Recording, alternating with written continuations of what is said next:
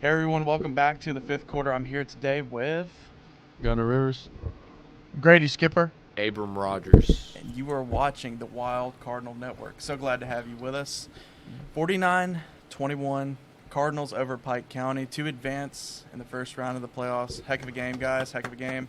Hey, And then we got Pleasant Grove next week. So we'll just kind of go ahead and address the elephant in the room. Noah Moss had a monster game. I just want to hear you guys' thoughts on that.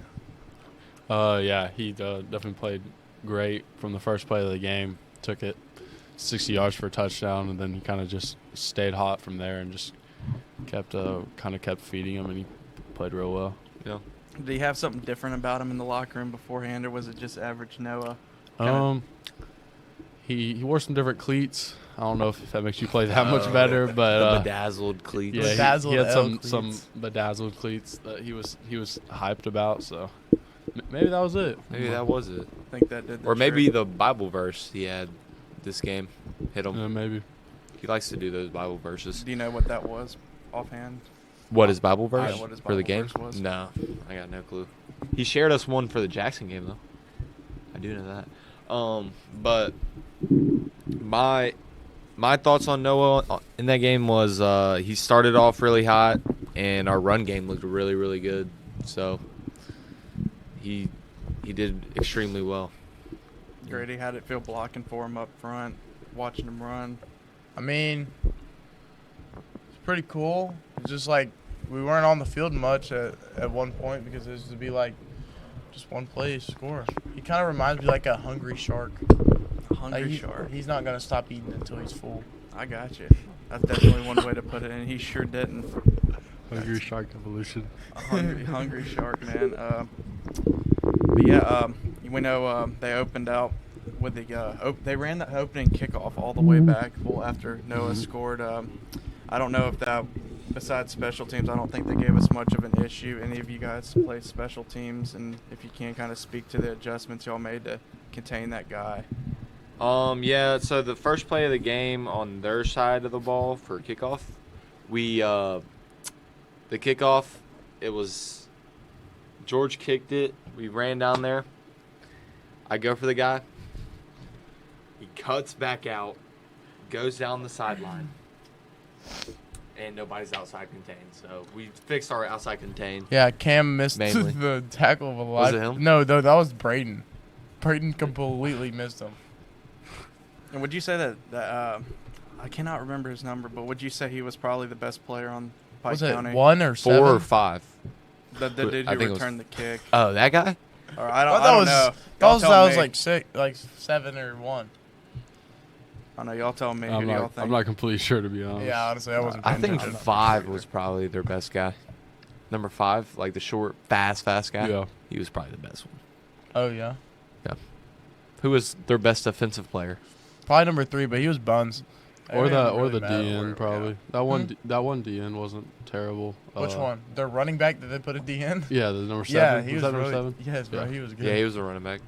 Yeah, and was that kind of what y'all expected going into it? Did they give y'all everything y'all thought it was going to be, or a little bit more, a little bit less? Less. Less. Probably Because less. the film that we watched was horrific. Yeah. Their D line looked better than they were because Yeah. the people they were playing were just like really bad. I got you. No, it's just like put it out there. They were just not very good. I agree. Well, I know one thing for sure is that the speakers were in fact amped up Friday night.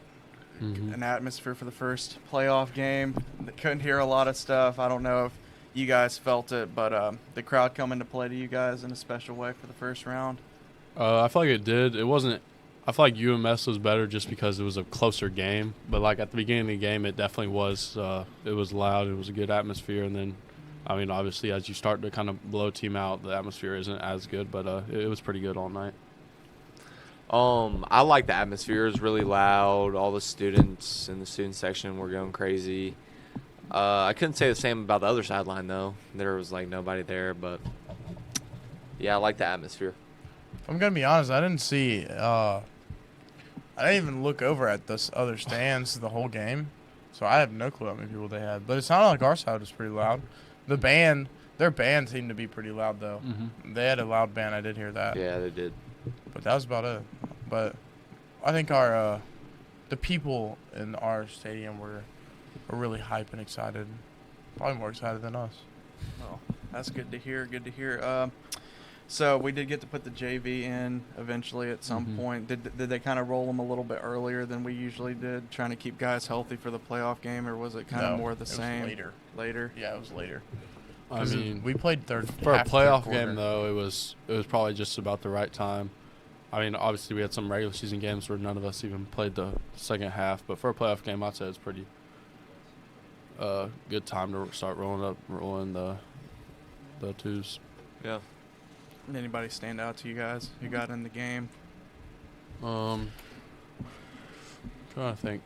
I'd say on the offense, I think Almo and Flanagan actually ran the ball pretty good. We kind of drove it down about 40, 50 yards, actually got down to about the 20-yard line. We didn't end up scoring, but we drove down a little bit with those guys.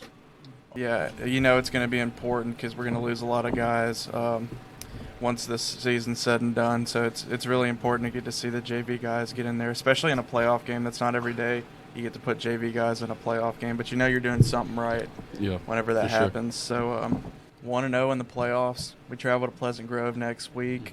Any word from the coaches, just kind of 1-0, job's not finished kind of talk? Or yeah, for the most part, they this game I would say is definitely going to be a little tougher than this past game. They're a 3 seed, I think. Yeah, they're a 3 seed, but they've been playing good. They kind of struggled a little bit in the beginning of the season, and they kind of picked it up towards the end. And I mean, we played them last year, and it's a pretty far ways up there. But I feel like our guys travel well, and we actually kind of enjoy traveling, I'd say.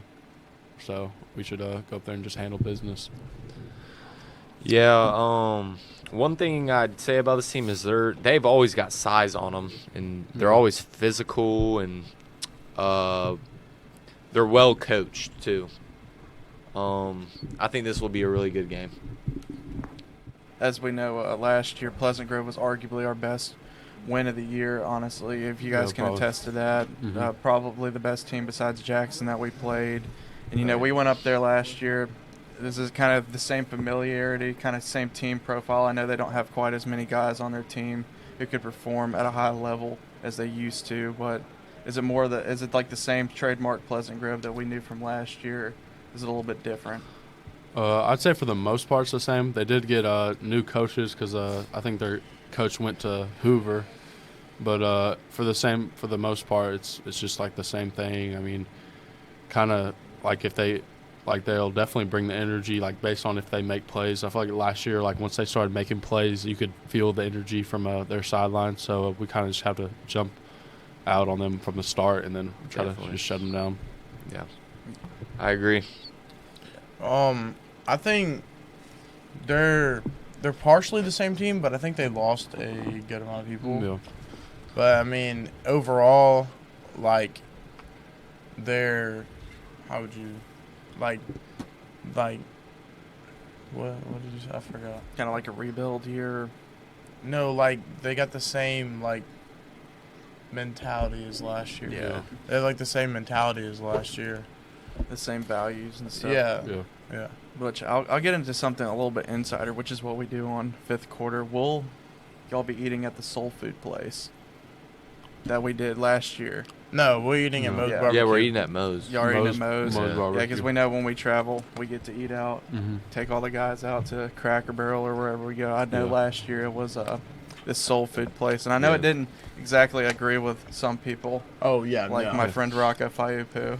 But so good food, good football. Round 2 of the playoffs. And thanks for watching this episode of the fifth quarter. Pleasant Grove this Friday in Birmingham. Catch it on the NFHS network.